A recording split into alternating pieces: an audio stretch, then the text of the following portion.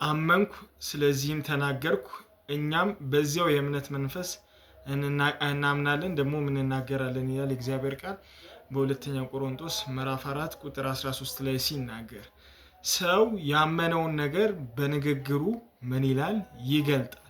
የአንድ ሰውን በሆነ ጉዳይ ላይ ያለውን እምነት ለመመልከት ከፈለግን የዛን ሰው ንግግሩን መመልከት በቂ ነው። ስለ ህይወት ያለውን አመለካከት፣ ስለ ጤንነት ያለውን አመለካከት፣ ስለ ገንዘብ ያለውን አመለካከት እና እምነት ስለ አጠቃላይ ስለ ህይወቱ ያለውን አመለካከት እና እምነት ለመረዳት የሰውን ንግግር መረዳት በቂ ነው። ለዚህ ነው መጽሐፍ ቅዱስ አመንኩ ስለዚህም ተናገርኩ እኛም በዚያው የእምነት መንፈስ እናምናለን ደግሞ ምን እንላለን እንናገራለን ይላል። እምነት በልብ የሚቀመጥ ብቻ ሳይሆን በንግግር የሚገለጥም ነው።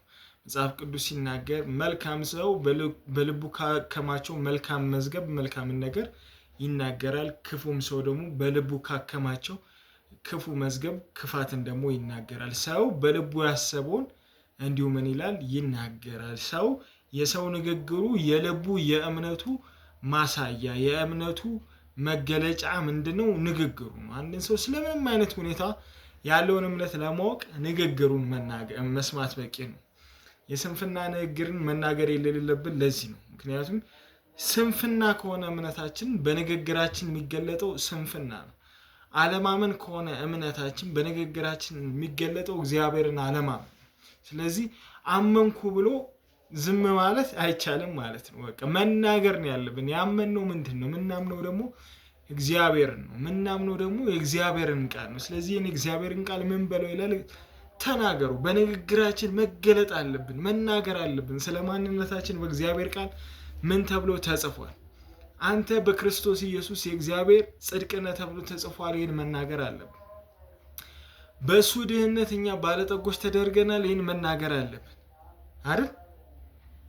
በመገረፉ ቁስል ምን ብለናል? ተፈውሰናል። ይሄን መናገር አለብን። በክርስቶስ ኢየሱስ የሆነውን ማንነታችንን ማመን ብቻ ሳይሆን ያመነውን ነገር በንግግራችን መገለጥ አለበት።